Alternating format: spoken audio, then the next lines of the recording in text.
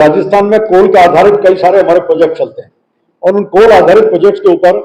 छत्तीसगढ़ से हमारे पास कोयला आता है। छत्तीसगढ़ में यहाँ भी अशोक गहलोत की सरकार थी, वहां भी उनकी कांग्रेस की सरकार चल रही थी, लेकिन कोल के आधारित प्रोजेक्ट्स के लिए कोल की जो हमारी माइंस थी उनके ऊपर अपने काम को खड़ा नहीं कर सके। हमारा आज इसके कारण से बहुत बड़ा नुकसान हमारा उस पूरे 5 साल के दौर में हुआ। सरकार दिसंबर में बनी, छत्तीसगढ़ में भी भाजपा की सरकार बनी और यहाँ क्योंकि मानवता का हित है, राजस्थान की आवश्यकता है, राजस्थान के कोल हैं, उस सबको लेते हुए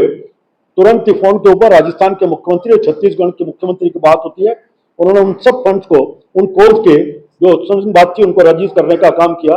आज कोल इंडिया का जो प्रोजेक्ट था 2019 में कांग्रेस सरकार ने घोषणा की थी, उन्हें छबड़ा के लिए 1320, 800 का काली सिंध के लिए और 125 मेगावाट का घोड़ा बीकानेर के लिए, कुल 2245, जबकि घोषणा उन्होंने की थी हम 6000 मेगावाट की घोषणा की थी। इसमें हालत ये रही, एक तरफ आपने 2245 अलग अलग प्रोजेक्ट के लिए घोषणा करने का काम किया, वास्तव में स्टेट गवर्नमेंट का जो शेयर था वो उन्होंने रिलीज ही नहीं किया। इस कारण से प्रोजेक्ट धरातल पर नहीं आ पाए, केवल घोषणा बन के लगी। और इसी तरह कोल बेस के जो प्रोजेक्ट थे उनमें निजी विकासकर्ता को चयन करना था, वो चयन नहीं हो पाए। इस कारण से उसके ऊपर कोई भी काम किसी प्रकार का नहीं हो सका। 2023 में फिर घोषणा की 1100 मेगावाट के लिग्नाइट आधारित, जिस पर भी कोई काम किसी तरह का शुरुआत कांग्रेस की सरकार ने नहीं किया। मैं 2-3 आगे और रहूंगा इन बातों को, लेकिन प्रकट करता है कि अशोक गहलोत जी आप केवल घोषणा वाले मुख्यमंत्री थे, केवल लगातार कोई ना कोई घोषणा करो, धरातल पर कोई नहीं पहुंची। ये आंकड़े इस बात का प्रमाण है कि आपने घोषणा की और उनके लिए जो मेटेरियल जरूर कराना था, जो कुछ भी आपको फॉर्मेलिटीज पूरी करनी थी, वो तक आपने पूरी नहीं। इसका परिणाम यह हुआ कि राजस्थान की जनता आज इस भीषण गर्मी में पावर कट की परेशानी से लगातार जूझने काम करी। इसी तरह 300 अभी भी बीजेपी की सरकार ने जो उन्होंने एक्सेप्ट किया, बीजेपी की सरकार 3 महीने में 3325 मेगावाट कोयला आधारित परियोजना है, NTPC, coal India limited, Neyveli lignite India limited, इन तीनों का एक जॉइंट वेंचर बना करके इसके जो पेंशन है वो जमा हो जावे। राजस्थान सरकार ने जो सामाजिक सुरक्षा के तहत पेंशन बनाने की घोषणा की थी वो अभी बकाया है, क्योंकि आचार संहिता लगने की वजह से हम उसका वितरण नहीं कर पाए। ये 4 तारीख के बाद में जो ही आचार संहिता समाप्त होगी, इसका तुरंत योग्य पेंशनधारियों को बकाया राशि के रूप में जो 1 अप्रैल 2024 से ड्यू होगी का वितरण किया जाएगा। मेरा आपसे यह भी निवेदन है कि सामाजिक सुरक्षा के तहत हमारी सरकार आदरणीय भजन लाल जी के नेतृत्व में कटिबद्ध है और अपने संकल्प के प्रति पूर्ण रूप से प्रतिबद्ध है। आपको ये भी जानकारी है कि हमारे जो संकल्प थे, हमारी वर्तमान भाजपा सरकार ने अपने इन 100-150 दिनों के कार्यकाल के दौरान करीब 40% तक संकल्प पूरे किए हैं, जिसमें एक संकल्प सामाजिक सुरक्षा पेंशन बढ़ाने का भी था और हमने सामाजिक सुरक्षा पेंशन बढ़ाई। इसका वितरण और इसकी देय राशि 1 अप्रैल से थी और जो 4 जून को आचार संहिता समाप्त होगी, इसका वितरण प्रारंभ हो जाएगा। जिस तरह के आरोप उन्होंने अपने स्वयं के पूर्व के साथियों के साथ लगाए हैं, वैसा ही आरोप उन्होंने पूर्व में अपने स्वयं के प्रदेश अध्यक्ष, जो वर्तमान उस समय उनके साथ प्रदेश अध्यक्ष थे, डिप्टी सीएम साहब थे, उन पर भी लगाए थे और उन्हीं शब्दों को पुनः दोहराया है। मैं आज आपकी मार्फत ये कहना चाहता हूँ कि मात्र अपनी जेब मिटाने के लिए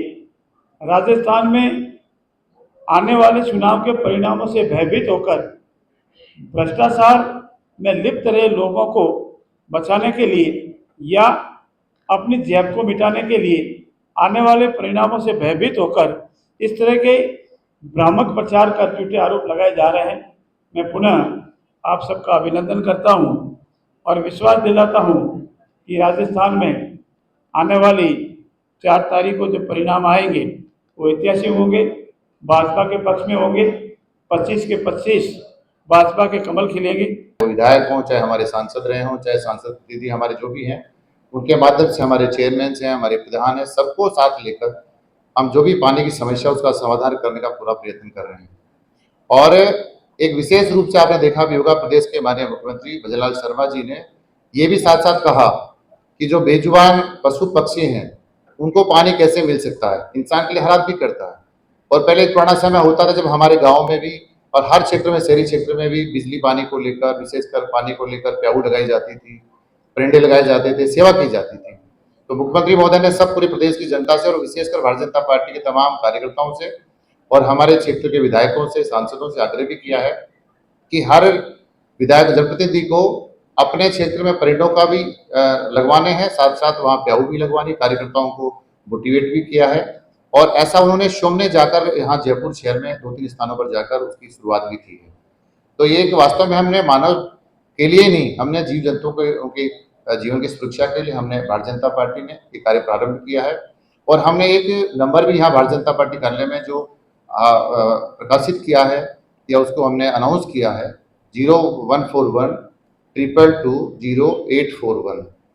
मैं आपके माध्यम से, पीसी के माध्यम से मैं प्रदेशवासियों से अपील करता हूँ, सभी कार्यकर्ताओं से अपील करता हूँ कि जो भी समस्या पानी बिजली की है उनको लेकर आप भारतीय जनता पार्टी कार्यालय में जो हमारे कार्यकर्ता बैठते हैं उनको आप अवगत कराइए।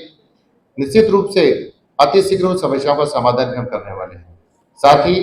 एक विषय और, अभी हमारे विधानसभा स्तर पर कुछ हमारे जो विधायकगण हैं उनसे भी प्रदेश के मुख्यमंत्री माननीय भजनलाल शर्मा जी ने, प्रदेश अध्यक्ष सी पी जोशी साहब ने अभी विशेष रूप से उनको निर्देशित भी किया है कि अपने अपने क्षेत्रों में जो सरकार के तहत हमारी जितनी योजनाएं चल रही है पानी को लेकर, बिजली को लेकर, उनके लिए तत्पर रहें। मैं बताना भी चाहता हूँ अभी पानी के जहाँ जहाँ बहुत बड़ा क्राइसिस है, जहाँ पानी कम मिल पा रहा है, वहाँ विशेष रूप से टैंकरों का प्रबंध भी किया है। और साथ साथ में पहली बार ऐसा हुआ है माननीय भजनलाल शर्मा जी के नेतृत्व में कि प्रत्येक, पहले अधिकारी जाते थे संभाग स्तर पर, जो प्रभारी सचिव है उनका प्रवास होता था संभाग स्तर पर, लेकिन अब की बार जिला स्तर पर, साथ साथ विधानसभा के नहीं, हमने गांव में वो स्थान चयनित किए जिन गांव में पानी का बहुत अच्छा प्रबंधन था। और हमने कुछ गांव ऐसे भी छाटे जहाँ पानी वास्तव में बड़ी विकट समस्या से गांव वाले गुजरते थे, तो हमने वो 3-3 गांव छाटकर उन्हें, जो हमारे प्रभारी सचिव अधिकारी हैं, वो जाकर वहां जनता से रूबरू होकर तत्काल प्रभाव से मौके पर अधिकारियों से बातचीत करके उनकी समस्या का समाधान करने का प्रयत्न हम कर रहे हैं।